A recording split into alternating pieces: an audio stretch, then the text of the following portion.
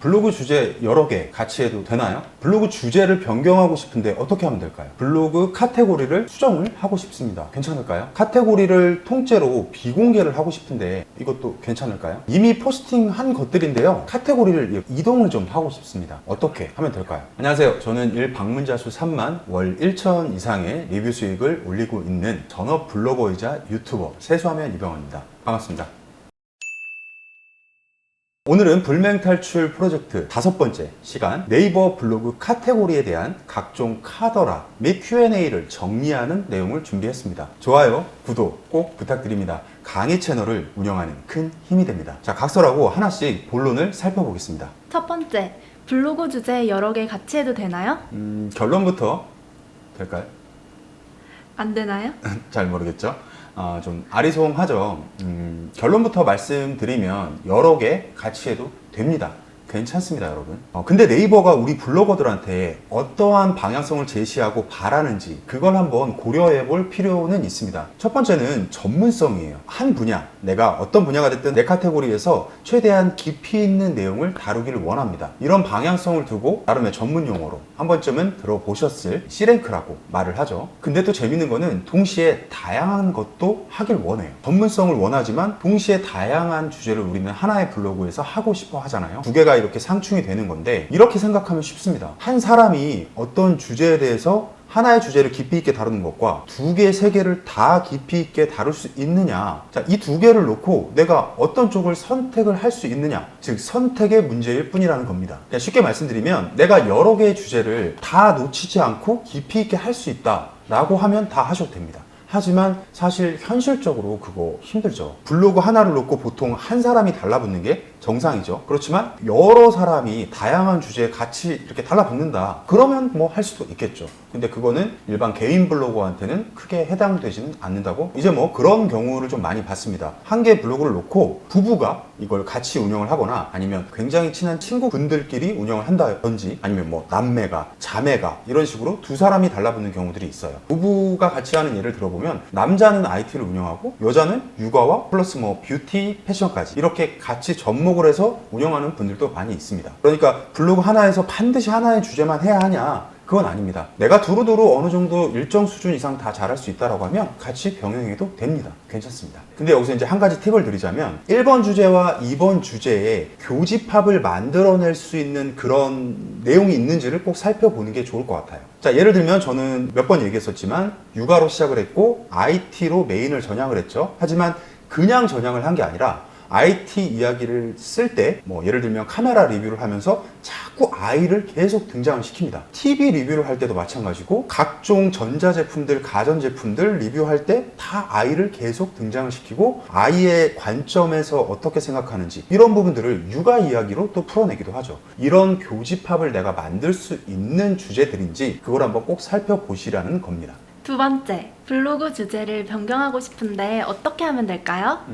주제 변경이요. 이 첫 번째와는 좀 다른 거죠. 그렇죠. 자, 주제를 내가 그냥 아예 변경을 하고 싶다. 이런 질문입니다. 질문이 정말 많았고 계속 이어지는 항목인데 내가 육아 포스팅을 하던 사람인데 어느 날 갑자기 내가 태클을 해보고 싶다. 혹은 뷰티 패션으로 이렇게 전향을 완전히 해보고 싶다. 이게 제 입장에서는 그랬던 것 같아요. 이거를 왜 굳이 이렇게 고민을 할까 생각을 해봤더니 각종 카더라에 너무 시달리기 때문이더라고요. 블로그 주제를 갑자기 바꾸면 어느 날 갑자기 막 저품질이 오더라. 막 이런 카더라가 진짜 막 널렸다 보니까 어디선가 이런 잘못된 정보를 보고 이런 질문이 계속 이어지는 것 같습니다. 블로그 주제는 그냥 변경하면 됩니다. 근데 앞서 나왔던 1번 질문의 내용을 한번 잘 생각해 볼 필요는 있어요. 내가 예를 들어서 육아 쪽에서 이렇게 지수가 높았던 블로그다. 근데 어느 날 갑자기 뷰티 패션도 좀 해보고 싶다. 이런 생각이 들 수 있죠. 아니면 뷰티 패션으로 완전히 좀 넘어가야겠다. 근데 앞서 제가 이 교집합에 대해서 얘기를 했었는데 육아와 뷰티 패션 이 교집합을 좀 만들기 좀 어려운 주제들이죠. 이 교집합을 만들면서 서서히 넘어가다가 완전히 전향을 하면 되는데 지금 이런 경우는 교집합을 만들기 어렵잖아요. 자, 이때는 이제 개념을 이렇게 잡는 겁니다. 내가 육아 쪽에서 지수가 굉장히 높았던 블로그예요. 방문자 수도 높았고. 자, 그런데 어느 날 이제 뷰티 패션으로 바꾸고 싶다. 완전히 전향을 하겠다. 그때는 이 육아 쪽에서 지수가 높았던 내 블로그만 믿고 뷰티 패션 쪽에서 처음부터 빅키워드들부터 공략을 하려고 하면 안 된다. 이렇게 생각을 하면 됩니다. 그러니까 내가 육아 쪽은 높았지만 뷰티 패션에서는 이제 막 시작하는 꼬꼬마 블로그 온 거예요. 우리가 블로그 처음 키울 때 제가 항상 강조하는 거, 내 블로그 지수에 맞는 키워드, 소형급 키워드 쓰자라는 얘기를 강조를 하잖아요. 내가 육아는 높지만 뷰티 쪽에서는 관련된 글이 그동안 전혀 없었고 이제 시작하는 단계니까 내가 진짜 블로그 처음 시작한다 라는 생각을 머리에 딱 탑재를 하고, 키워드 플러스 키워드, 키워드 플러스 또 키워드, 완전 조합으로 만들어낼 수 있는 검색량이 극히 낮은 키워드부터 하나하나씩 다시 잡아서 올라가야 됩니다. 어디서? 새로 시작하고자 하는 이 뷰티 패션 쪽에서. 그래야 블로그 저품질 이런 거 걱정 없이 새로 키우고 싶은 뷰티 패션 쪽에서 서서히 지수로 올라서 이제 육아에 내가 지수가 높았던 것만큼 이렇게 끌어올릴 수 있다. 안정적으로. 이렇게 블로그 주제는 변경을 하시면 됩니다. 세 번째, 블로그 카테고리를 수정하고 싶어요. 괜찮을까요? 카테고리 수정이요. 자, 이건 무슨 말이냐면 제 블로그로 보면 IT 밑에 노트북, 애플, 유펜, 모바일 카메라 이렇게 쭉 세부 카테고리가 또 있고요. 그 밑으로 또 다른 여러 가지 약간 잡스러운 카테고리들이 있죠. 이 카테고리에 위아래 배치를 바꾼다든지 IT, 테크 이렇게 되어 있는 이 카테고리에 그냥 이름을 바꿔도 되느냐, 이런 질문입니다. 일단 결론, 이것도 괜찮습니다. 수정하셔도 되고요. 근데 우리 한 가지는 자 미리 감안을 꼭 하고 있어야 됩니다. 이거는 100% 정확한 건 아니지만 오랜 경험상 제가 봤더니 이러이러한 때가 많더라, 뭐 이런 상황으로 이해를 해주시면 좋을 것 같아요. 블로그 카테고리의 배치를 바꾸거나 이름 자체를 그냥 수정하게 되면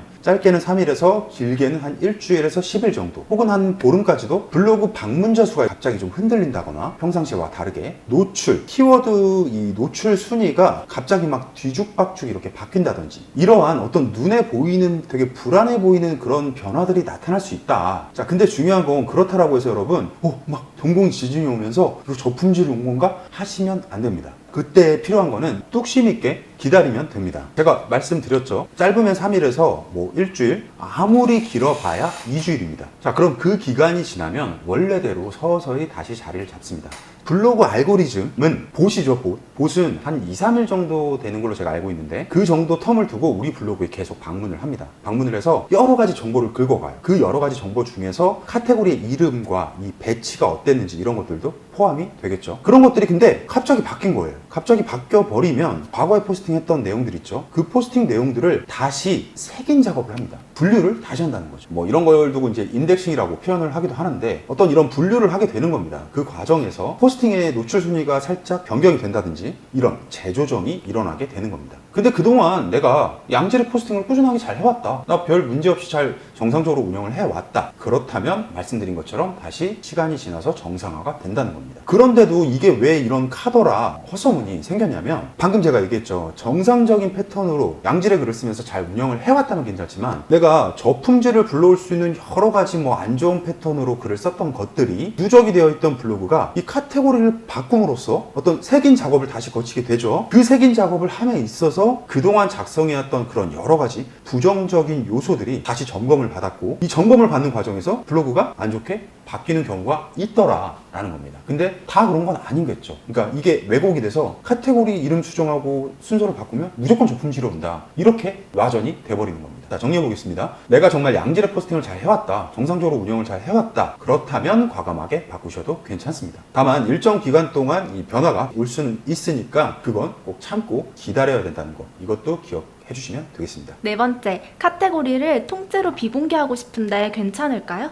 카테고리를 완전 하나를 통째로 비공개해버린다, 이거는 추천드리지는 않습니다. 카테고리를 비공개하는 것 자체도 제가 추천을 하지 않는데, 예를 들어서 이 카테고리에 100개의 포스팅이 들어있었다. 근데 그 카테고리를 한 번에 내가 비공개를 해버렸다, 갑자기. 그러면 이 100개의 포스팅, 그러니까 카테고리 비공개가 아니에요. 그 안에 있는 100개의 포스팅이 갑자기 비공개 상태로 바뀌어버리는 거예요. 앞서 그 세 번째 내용에서 제가 카테고리 수정해서 설명드렸죠. 블로그를 방문한 이 봇이 카테고리 정보가 어떻게 되어 있는지도 같이 보는데 그 안에 있는 100개의 글이 갑자기 순식간에 날아갔다, 안 보여. 이게 과연 긍정적인 영향을 주겠냐는 겁니다. 그런데 지금 당장 블로그 카테고리를 내가 통째로 비공개했다, 그렇다라고 해서 갑자기 블로그가 막 저품질이 된다, 갑자기, 그런 건 아닙니다. 하지만 분명 블로그 지수를 하락시킬 수 있는 중요한 요인이 될 수는 있다. 블로그가 크게 흔들릴 수 있는 빌미를 내가 제공을 하는 것과 같습니다. 그래서 비공개를 내가 통째로 하고 싶다, 통째로 하지 마시고요. 블로그 카테고리, 그 비공개하고 싶은 카테고리에 있는 포스팅을 하루에 2개 혹은 많아봐요, 아무리 많아봐야 한 5개 정도? 그 정도의 분량으로 점진적으로 비공개로 바꾸신 뒤에 변화가 없으면 블로그 그 카테고리를 그때 비공개를 하는 겁니다. 이 과정을 하면서 하루하루 어떤 걸 또 하셔야 되면 내 블로그의 어떤 방문자 수나 키워드 노출 순위나 이런 것들이 변화가 있는지 없는지 이것도 계속 항상 크로스 체킹을 하셔야 됩니다. 통계를 보면 가장 정확하게 볼 수 있겠죠. 5번째, 이미 포스팅한 것들 카테고리를 이동하고 싶어요. 어떻게 하면 될까요? 포스팅을 했고 A 카테고리에 있는 포스팅을 B 카테고리로 카테고리만 옮기고 싶다. 네, 이 내용입니다, 여러분. 이것도 하시면 되고요. 다만 왜 우리가 이미 발행한 포스팅에서 수정 버튼을 눌러서 발행 창에서 카테고리를 변경하고 다시 발행 버튼을 누르는 거, 이건 안 됩니다. 이거 되게 좀 약간 기초적인 거라 많은 분들이 알고 계시겠지만 의외로 모르시는 분들이 아직 상당히 많이 있어요. 이거는 그렇게 하는 게 아니라 여기 카테고리를 열고 여기서 전체 보기로 바꾼 다음에 글을 쭉 이렇게 리스트업을 해놓죠. 이렇게 리스트업을 해놓은 상태에서 여기 아래쪽에 보면 글 관리 열기가 있습니다. 글 관리 열기를 누르고 카테고리를 내가 이동하고자 하는 그 포스팅을 이렇게 체크를 하고 다음에 여기 4번째에 있는 이동, 이 이동 버튼을 눌러서 여기서 카테고리를 변경을 하는 겁니다. 6번째, 여행 블로그입니다. 푸드 카테고리를 주제로 서브 블로그를 운영하고 싶은데 괜찮을까요? 여행 블로그를 운영하고 있다. 그런데 푸드로 서브 블로그를, 서브 블로그요? 그러니까 카테고리를 늘리는 게 아니라 블로그를 아예 새로 하나 파겠다. 그거 괜찮냐? 이런 질문입니다. 이것도 굉장히 많은 질문이고요.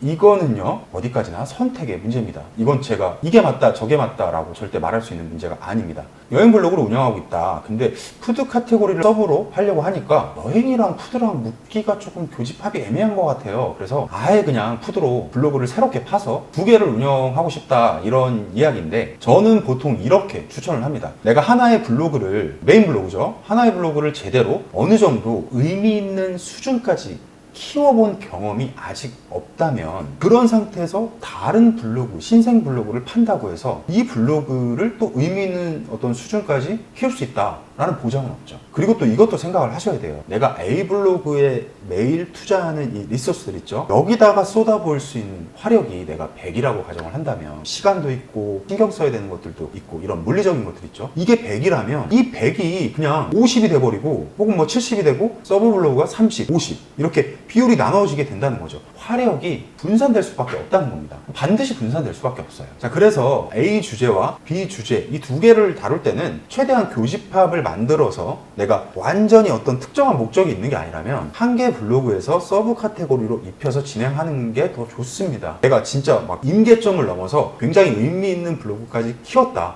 블로그 키우는 방법 나 진짜 잘한다. 그러면 모를까. 그래서 내가 쏟아볼 수 있는 100의 화력을 메인 블로그는 잠깐 쉬는 느낌으로 한 10 정도만 하고 서브 블로그를 완전 새롭게 키우는, 여기다가 한 90 때려 박는 막 이런 비율이라면 모를까. 내가 2개 다 잘하겠다? 사실상 그거는 일반 개인이라면 더더욱 쉽지 않은 문제입니다. 자, 그런데 그래도 나는 그래도 어떤 뭐 이유가 있어서일 수도 있고요. 꼭 나눠야겠다. 이거 어쩔 수 없다. 그런 경우도 있는데요. 그것도 괜찮습니다. 나누시고요. 여기서는 이제 이런 요령이 있을 수 있습니다. A 블로그에서 나는 여행 블로그입니다. 어떤 푸드 관련된 혹은 요즘 시국의 예시로 들어보기 좋을 법한 게 배달앱 리뷰 같은 거 있죠. 배달앱 리뷰 의뢰를 내가 받았다. 근데 여행 블로그의 지수가 높다 보니 이쪽으로 의뢰를 받은 겁니다. 푸드 리뷰는 없지만 그러다 보니까 배달앱 리뷰 이거 내가 여행 블로그인데 이거 해도 되는 건가? 이런 생각이 좀 들죠. 애매하기도 하고요. 자, 이럴 때 내가 이 서브로 키워놨던 푸드 카테고리의 블로그를 A 블로그로 내가 메일을 받았죠. 제안을. 이 메일을 받았고 이러이러한 이유가 있으니 B 블로그가 내 블로그예요 라고 말을 해도 되고요. 아닌 척 해도 됩니다. 그건 상관없습니다. 이 B 블로그를 내 거지만 내가 추천을 하는 거죠.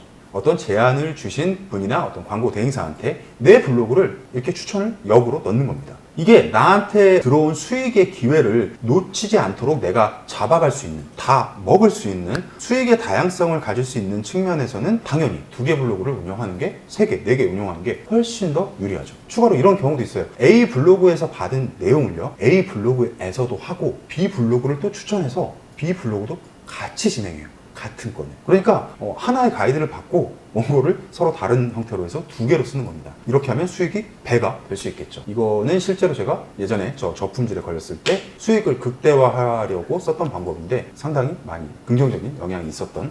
더 있나요? 아니요, 마지막 질문이었습니다. 오케이, 알겠습니다.